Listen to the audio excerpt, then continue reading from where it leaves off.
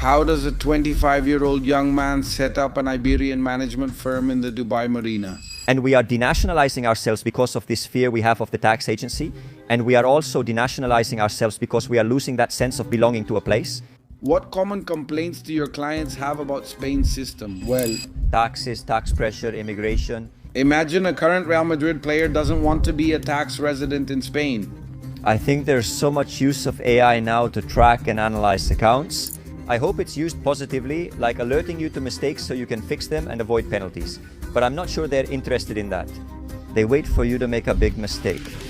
What Pedro Sanchez's brother did, living in La Moncloa while being a tax resident in Portugal. It's not really possible unless you're the president's brother, right? How much could someone who earns 100,000 euros a year save by moving to Dubai? Look, I'm going to tell you with exact figures. I've already calculated it for you.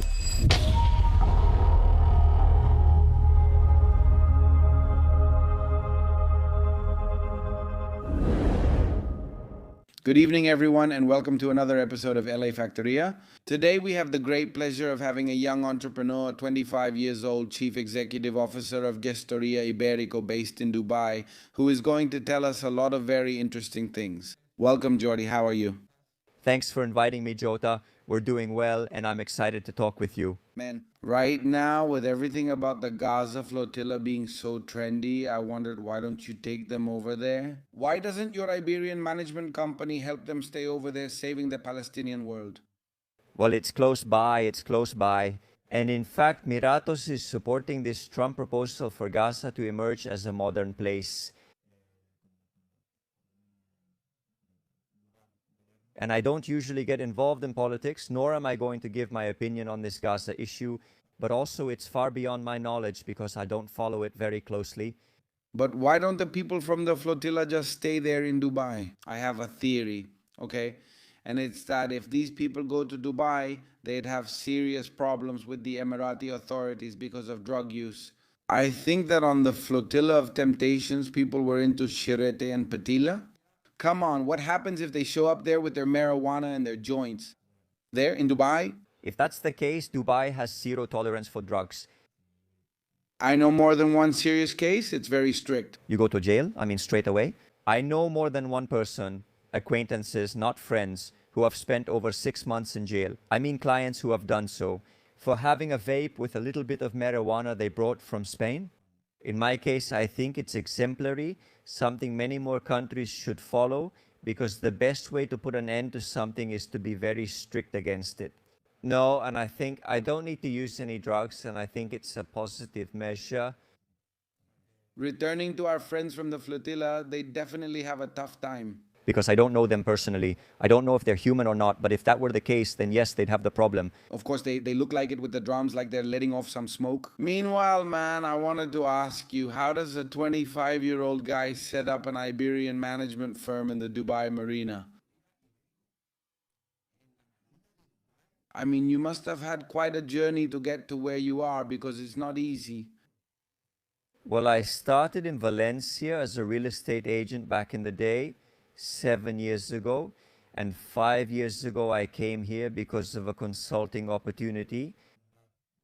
I was a consultant first at a tech company, then I moved to a company in Dubai, and once I was in Dubai, I discovered what this market was, which was much less known than it is now.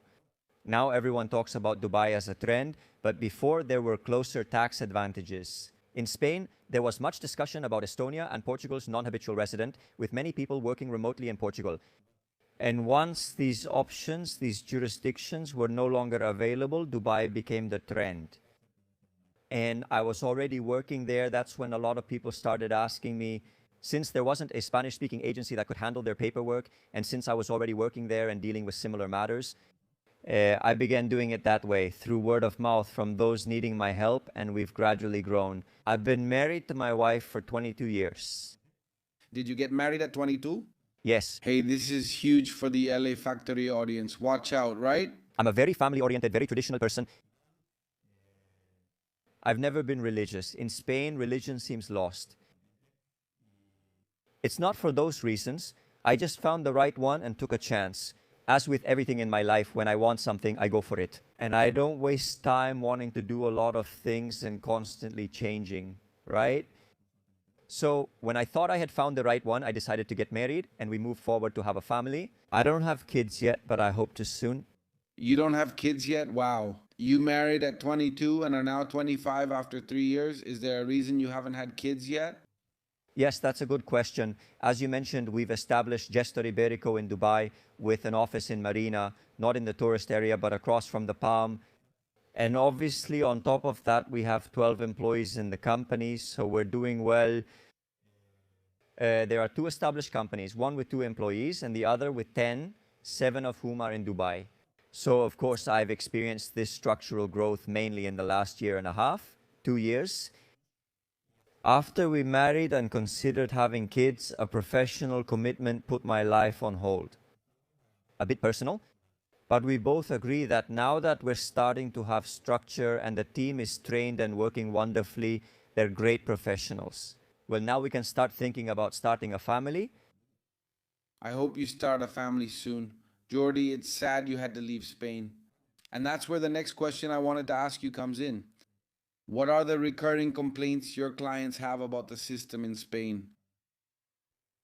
Well, taxes, tax pressure, immigration pressure, and so on. Look, here we can talk about many topics that I think will give us plenty to discuss for a while on the podcast. But so we don't get too sidetracked, starting with the topic of taxes. The thing is that in Spain we have high taxes, right? It's the biggest problem that I think Spaniards who emigrate face. I think it's that lack of nationality, and it ties together all these points I mentioned before, right? The pressure you feel from constant attacks and pressure by the system and government, and there's no help like saying, hey, if you mess up, I'll notice and let you know and look out for you to help you, right? Like what happens in Dubai, where if you get a tax penalty for not filing, even if you file it later within a deadline the following year, are there no penalties, or are there penalties and they end up refunding the fine you paid? I mean, it's better, let's put it that way. And yes, there are also penalties in other smaller areas without so much prosecution, but I think they give you another chance. I think it's clear that Miratos is constantly educating business owners. They send you emails reminding you of your responsibilities, free training sessions, and not everything depends on your manager handling it for you, but they want the business owner to learn as well and to handle everything properly. And I think that pressure is the biggest problem for Spaniards. I also think that the topic you mentioned has a big influence here because people matter. A lot of taxes are paid in Spain. Yes, I think we all know that, but the worst part isn't the high amount that's paid. I think the worst part is how they make you feel guilty. How do they even try to hide any kind of violation from you so that you miss the deadlines to pay it and then they can fine you? And they get a commission? The issue here in Spain is that tax inspectors receive a commission even if they're wrong and it's decided years later. Hey, you weren't right, Mr. Taxman, but it doesn't matter. They don't lose that commission. That's crazy. It makes no sense. Of course, it's a system that I understand why it exists, but at the same time, it doesn't make sense. It's rewarding something that shouldn't exist, which is that unnecessary pressure that can break families, that can cause unnecessary stress and completely paralyze businesses, and in the end, you might come out winning and be completely right. So many AI applications are now being developed to analyze accounts. I hope it will also be used positively, like alerting you when you're doing something wrong and helping you fix it before penalties occur. But I don't know if that's really of interest. They prefer to wait until you mess up big time and then catch you. These bonuses have already been reported, for example, due to the Beckham law. Foreigners who come to Spain to live after many years of earning money abroad. Was the Beckham law named after the footballer Beckham? It allows them to pay a lower fixed rate, around 20-something%, living in Spain and working remotely. So what has happened? Amsterdam and Partners, a law firm, has filed complaints with the United Nations and the Organization for Economic Cooperation and Development, which regulates economic cooperation and development. We will also discuss all economic development rules for countries, especially in Europe, and individuals' tax situations. They filed a complaint with the United Nations and Organization for Economic Cooperation and Development. Well, this very thing, the bonus system, unnecessary pressure, persecution, which I think are the most dangerous aspects that we experience in Spain. It's not really the taxes. Some countries have even higher rates. And I think there's a milder, less radical culture against taxes.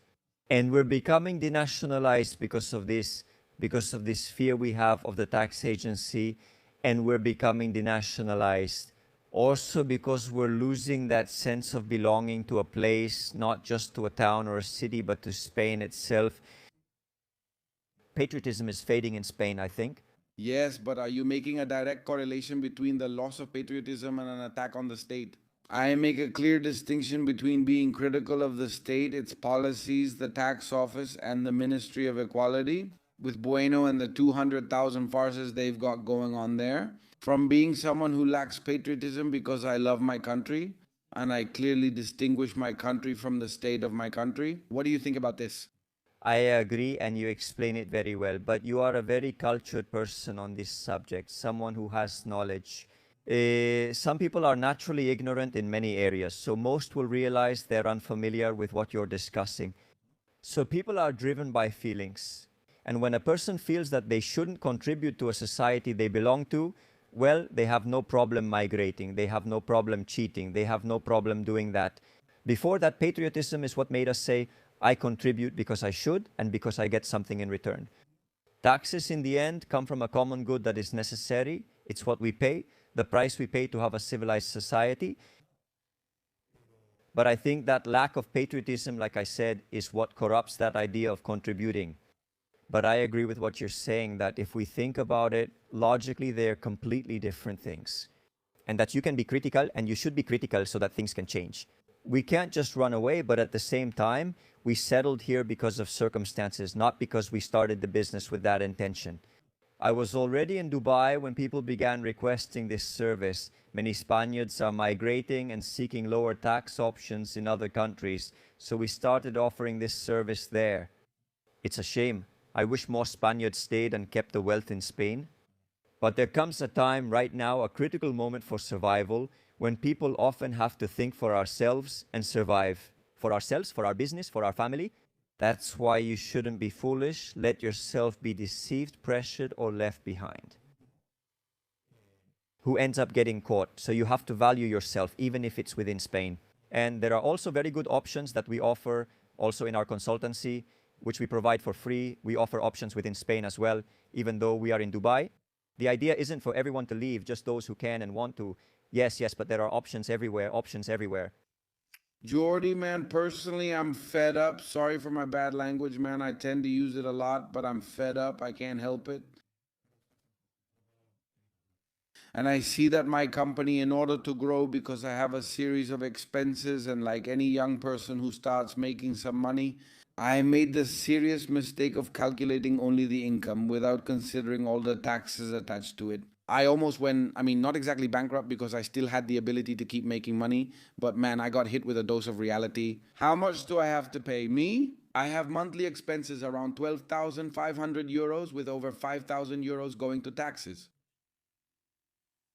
It's a common mistake that has happened to everyone, including me. When we're self-employed in Spain, any economic activity you start here, it's your responsibility to pay those taxes. Even if your accountant handles it for you, you can still get caught off guard in the collection of value-added tax, in the withholding of income taxes. At the beginning, it can happen to all of us. That's why I'm highlighting how Dubai offers second chances, letting everyone start fresh. And I think we don't get the training, not in school, nor do we get training from the tax office directly. Registering as self-employed gives you access to emails and free training signups. And not all accountants communicate in the same way, and it's very normal to mess up the first few times. 1 second, I want to make a point about the fact that we are required to have an accountant. Handling all this alone is nearly impossible given how specialized you must be to manage it. It's already like a tax, it's like another tax, but at the end of the day, you have to have that expense no matter what. Because if you don't, you'll definitely get caught off guard. Of course, filing it yourself is not easy at all. I think very few people actually do it then with all these problems. I really am looking at options to leave because it really is getting complicated to stay here, especially since it matters a lot to me too. What is our state spending money on here? What are Dubai's benefits and how can your company assist my move there? In your case, you have a podcast. It's a podcast that you could take anywhere as long as your activity allows it. I don't mind being able to host my guests from there. From now on, of course, you would have a problem that your guests are in Spain. So, could you move your personal tax residence to the Emirates? Yes, you're free. We can get into it if you want. How is that tax residence calculated? Because it's explained very poorly. Many say it's 2 days, 3 months, or 6 months in Dubai each year. Nobody really knows. One is true, but which one and how is it calculated? Every case is unique, and Organization for Economic Cooperation and Development Regulation provides the guidelines. We calculate tax residency parameters, economic, family, and stay factors with specific weightings for the stay factor. It's not just about not spending 6 months in Spain. Before, there was a lot of talk about the flag theory. If you don't spend 6 months in Spain and travel the world, you're not a resident and don't need to worry. Taxes. They added a new article to the law about it. What about occasional absences? Sporadic absences just mean times you're outside Spain but still consider yourself living there. Unless you prove one of those places is your tax residence, you'll be considered a Spanish tax resident, even if you spend just 1 month a year in Spain. So in Dubai, the positive thing is that we can obtain the residence permit, not the tax residence, but the residence permit in a very simple way, just by setting up your company there. The United States is more complicated.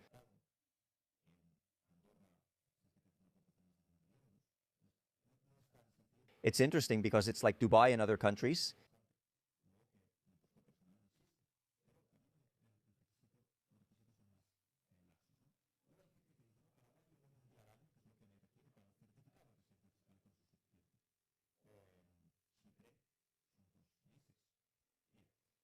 One thing is the tax residency certificate, which is an administrative document, and it's a very important piece of evidence. It's always good to get it. But another thing is the regulations, the rules set by the Organization for Economic Cooperation and Development to determine your tax residency, and that's what you have to comply with. An advisor will determine if you meet the requirements, since tax residency isn't something you obtain. It's not a document, an identification card, it's something that has to be consolidated. It's a situation you find yourself in. They're going to assess where your economic center of interest is, where your assets are, where your main source of income is. In other words, they'll measure your stay and your family. But family really isn't that important. These 3 pillars are what we in law call juris tantum vel, which is a pillar that can be destroyed, a premise that can be overturned. Therefore, if your relatives, in this case we're talking about your spouse or minor children, remain in Spain. If you go abroad and meet the other 2 requirements, you can defend your foreign tax residency without issues. Okay, since you can disprove this premise, it's not that important, but you should have both your stay and your finances very well secured. If there's a tie, we follow the tie rules, which also apply to the stay situation. If you spend less than 6 months in Dubai, it counts for Spain. Sorry, less than 6 months in Spain. You spend less time in Dubai than Spain, so you can't defend your tax residency. Imagine you say, I go to Dubai for 2 months a year and I spend 5 months in Spain. Not quite 6, just 5 months. Is Spain going to consider that you are a tax resident in Spain? Well, yes, you have to consider the other points, but you would be at a big disadvantage because in the residency pillar you would lose since there are 5 points. The first one is they're going to check if you don't meet the 6-month requirement. Very key, very clear. In a country like Dubai, if you don't meet the 6-month tax residency rule, they will first check where you have a habitual residence. In this case, they say, hey, I have a rental in Dubai. Clients come to me and tell me I have a rental in Dubai. And in Spain, I've sold my apartment, my house, or I've ended my rental. It doesn't matter. You shouldn't have done it. Whether you have an apartment in Spain or not, it won't affect your assets, and you could have had it. An available apartment. Why? Because going to your parents' house, your brother's house, or a friend's house is an available place to live. Damn. So when you go back to Spain, those months you're going to be in Spain, the only way to avoid them finding out you have a place available is to spend all that time in a vacation rental. A hotel or Airbnb, right? And since it's expensive, it's not really optimal for everyone. So people just choose to balance this point, not lose it. To have a rental in Dubai, to keep it balanced, you go to point 2, move down to the next one. Point 2 is 2 Tatooines. Where are your main social and economic interests? And that's very hard to define. They'll examine your family, business, and more. And with your interests split between Spain and Dubai, we won't bet on winning there. We'll clearly focus our efforts where we can win and prove it. It's at the third point because, watch out, we don't want to get to the fourth. The fourth is by passport. If they go by passport, by being Spanish, you're going to lose, you're going to pay in Spain. So we're going to try to win the third point. The third point is, where have you spent more days in the year? Of course, if you go to Dubai for 3 months, you're not only going to get the tax residency certificate from there, not the one from an international treaty or agreement, but a domestic one. But at least it serves as evidence because it includes everything like rent, bank, utilities, and so on. But also, if you spend less than 3 months in Spain, that will be enough. So we have clients who are soccer players, people from MotoGP, or is that simply what I was going to ask you? What kind of profile usually contacts you? Are there soccer players? Is there a bit of everything or what? Yes, we've even had Real Madrid soccer players. We've had, But retired ones, not active. yes, most of them retired. Yes. Some from the first division, but not active. We haven't had any, but yes, retired ones. And with a big name. Of course, because it's recognizable. Imagine a current Real Madrid player not wanting to be a Spanish tax resident. Impossible. Or not. That has to be impossible. But mainly he's going to have his income in Spain, so it's going to be practically impossible, like you said. Even if he stays abroad, since his income is from Spain, there would still be... But if he enters Valdebebas, I mean exactly. A tie would make defending him impossible.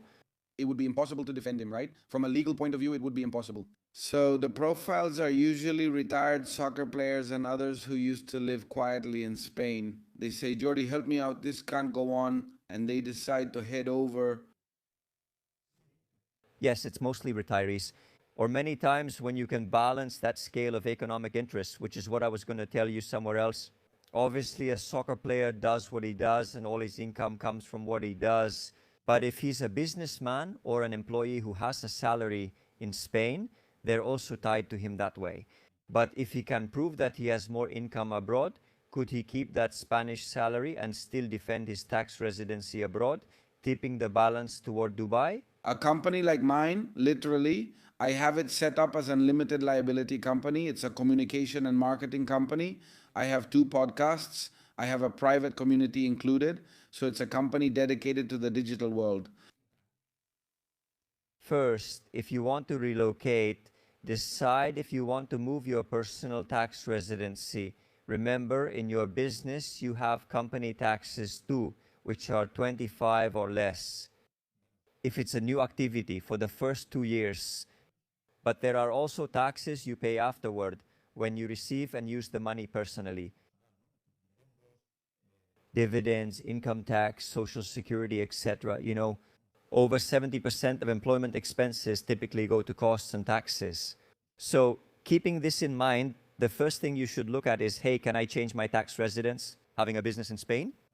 Yes, you can fully own as many businesses as you want in Spain and still relocate your personal tax residence. As long as you are not managing these businesses yourself and you are not the one running them, that you have someone else leading that management and acting as the administrator of these businesses.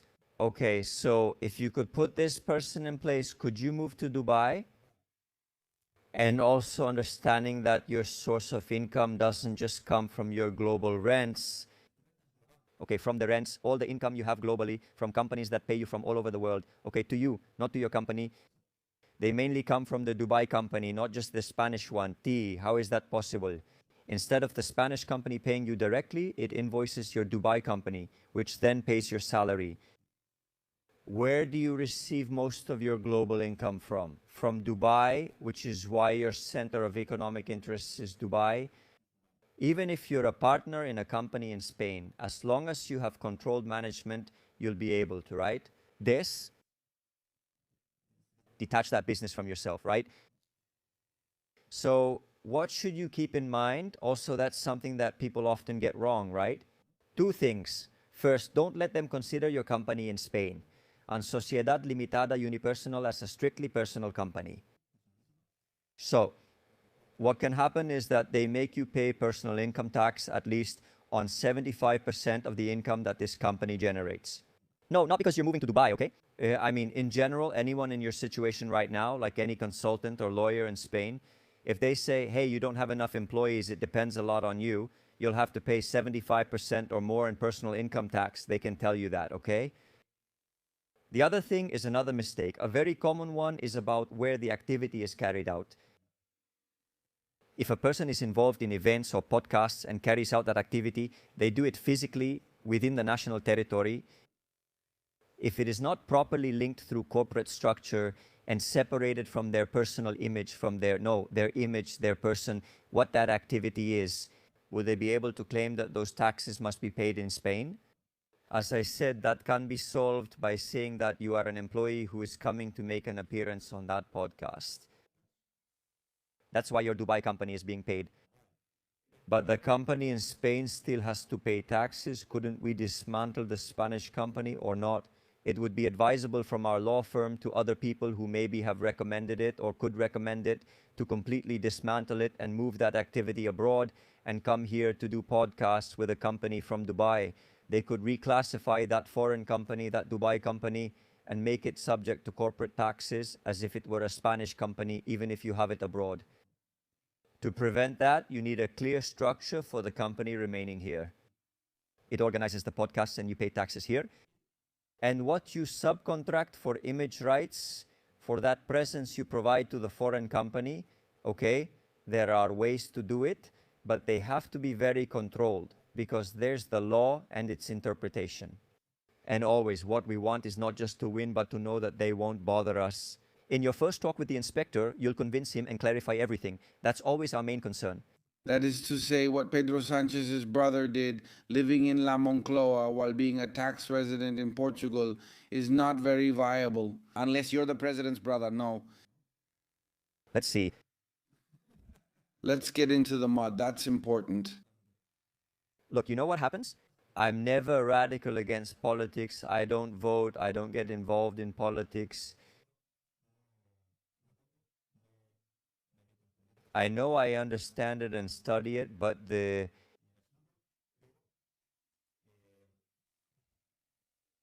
I don't get involved critically, but if I comment, it's from my professional analysis.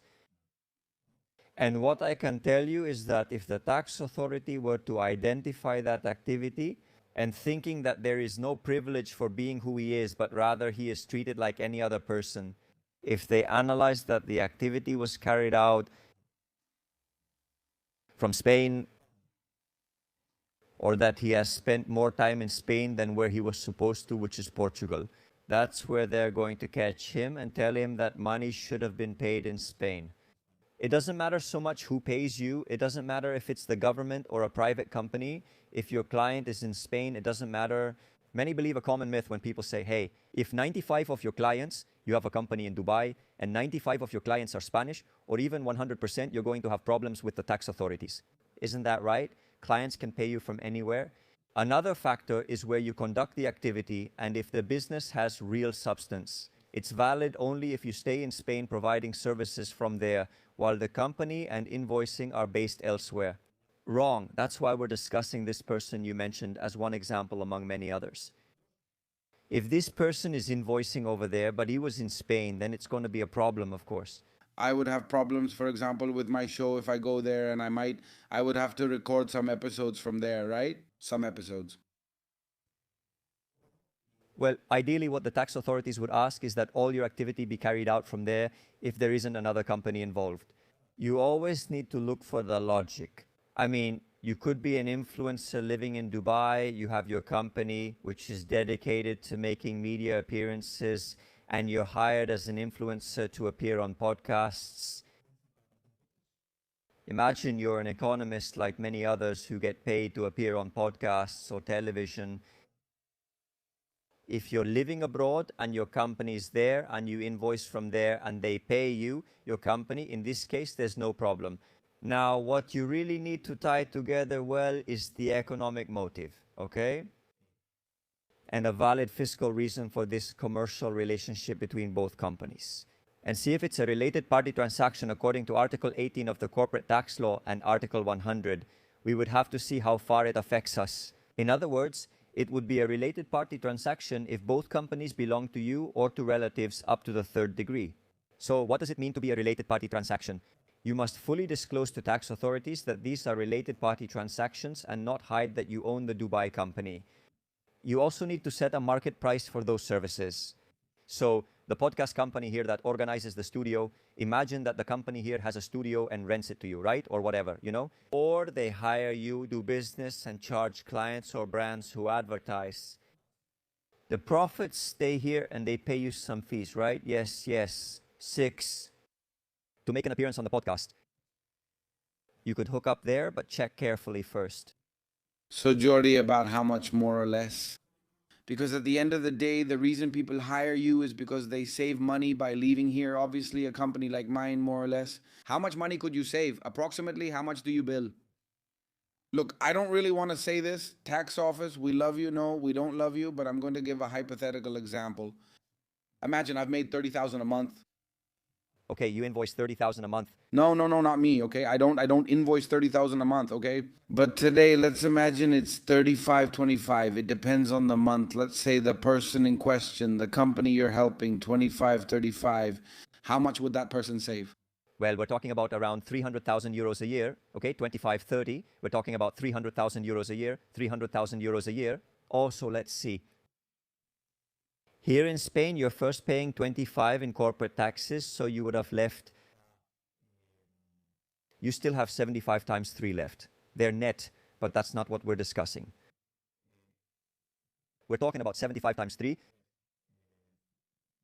225,000. So you've already lost 75,000 euros to corporate tax. Also remember, you've invoiced with value-added tax depending on whether the person might have a foreign company. You didn't add value-added tax, but you likely invoiced with it anyway. 21.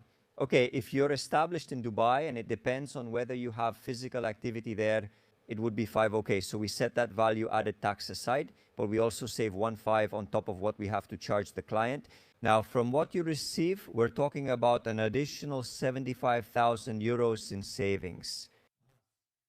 You pay yourself whatever you want as an individual. Imagine how much you want to pay yourself per year, okay? In dividends, 20,000 euros, okay? It's not much. These 20,000 euros are taxed between 19% and 30%. So around 20%, it would be about 24% approximately. So you would be told another 7,000 euros, okay? And then in personal income tax, what you pay yourself, almost 70% is going to be taken away. Between social security contributions, what you pay in personal income tax, and your self-employed quota, also as the administrator of the company.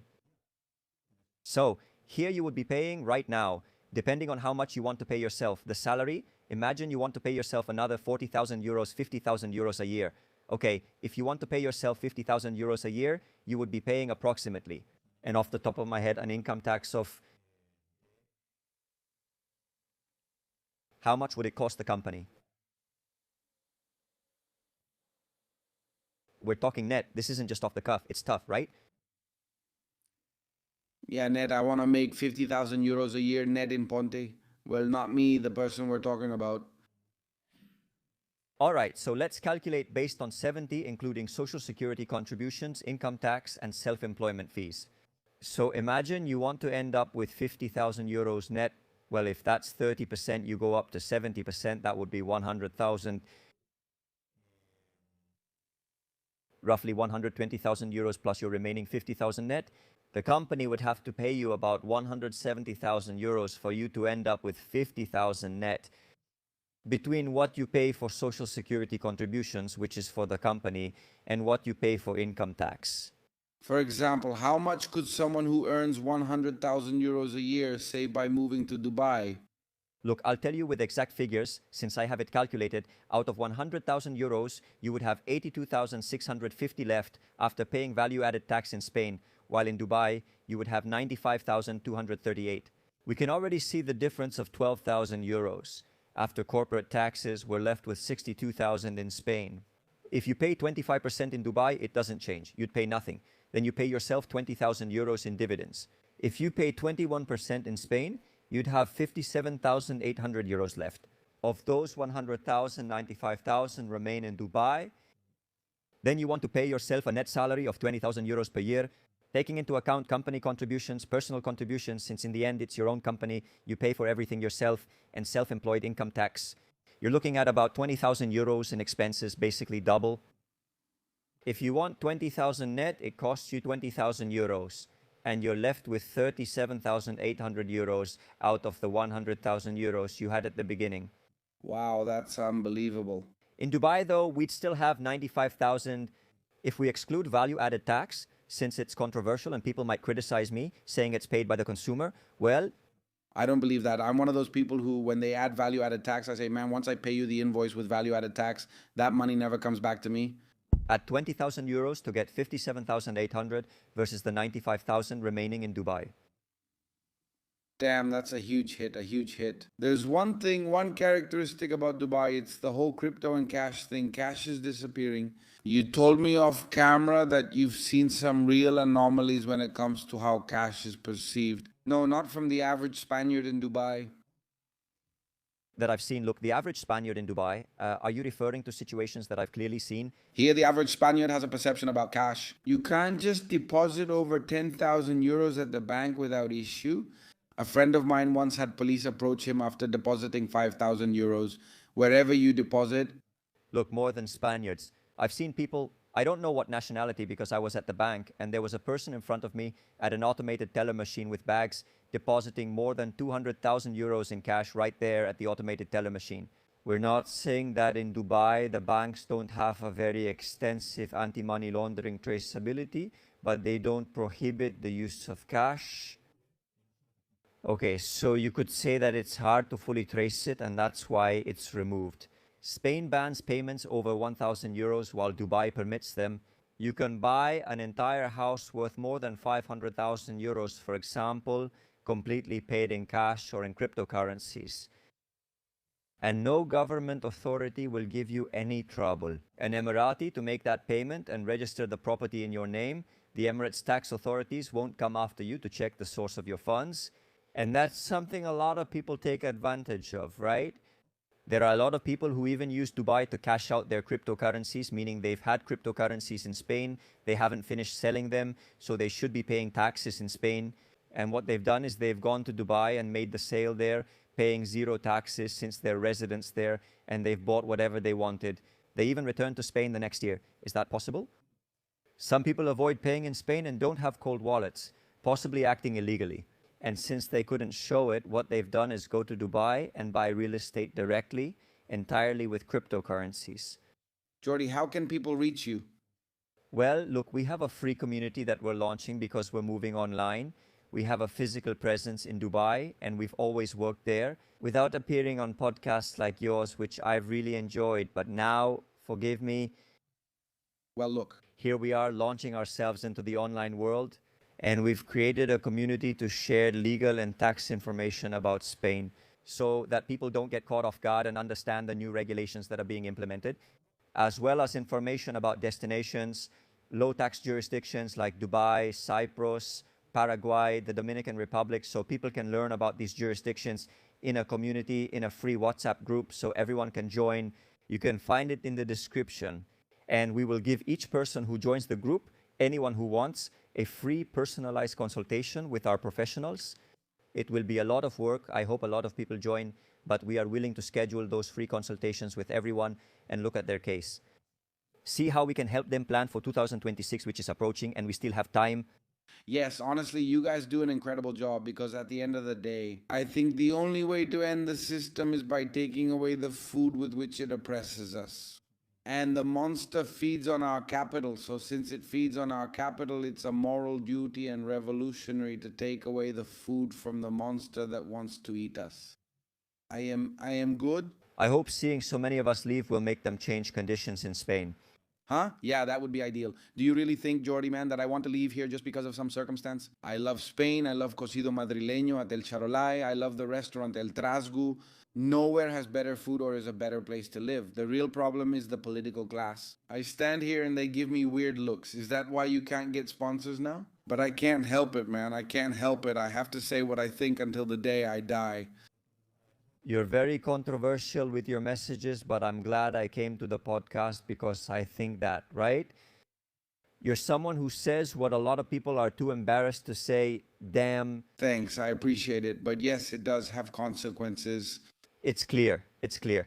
And sometimes where you say it in a way that people aren't ready to hear. Or maybe you put yourself in a very small niche of people who are going to understand it. So there are things I will agree with and things I won't, but I think we have to defend free expression, and it shouldn't be something that breaks us. Unlike today's sensitive society, where people are easily offended and speech is restricted, and it seems like it's very democratized towards one side, towards one party deciding who can speak and who can't. And like I said, no, I don't share my views, vote, or get involved in politics, and I don't care about it. But I think I do. I'm a logical person and someone who likes to think, likes to reason, and likes to talk. And I think we shouldn't lose that. Well, man, I really appreciate it. Gentlemen, just so you know, I'm going to leave the free consultations from my friend Jordi from Gestoria Iberico in the pinned comment. Keep in mind all the work that goes on behind the scenes. If anyone is thinking about leaving, now you know you have the chance to get free advice from Jordi. One last thing to say to the audience. Yes, I have to say that something that, as I mentioned, is very interesting about Dubai is the real estate sector. We are not in the real estate sector, we are not real estate agents, but we do assist with that wealth planning for individuals, investors, and real estate companies. And we do this by providing a seal of guarantee for those professionals who will advise you in the Emirates, in the local market. In that group, you will also find pre-sales where you will be able to access well together as a group opportunities, sometimes not necessarily at a better price, but with availability and opportunities that usually come up. In Dubai, it's common. Other professionals do it that way. And we've noticed this by bringing many Spaniards there, and that each one invested on their own. They asked us to help them plan that investment taxation, that asset holding company structure in the Emirates and all of that. Well, we could also exert a collective force against these developers, all go together, and that way they give us better deals, give us exclusive benefits because there are so many of us going together. So I encourage everyone to join the community and get to know us, to get advice, to learn, and if we can help them, we will help them. Jordan, thank you. Well, thank you so much, Jordi. And that's it, folks. This has been everything. For today, see you in the next episode of LA Factoria.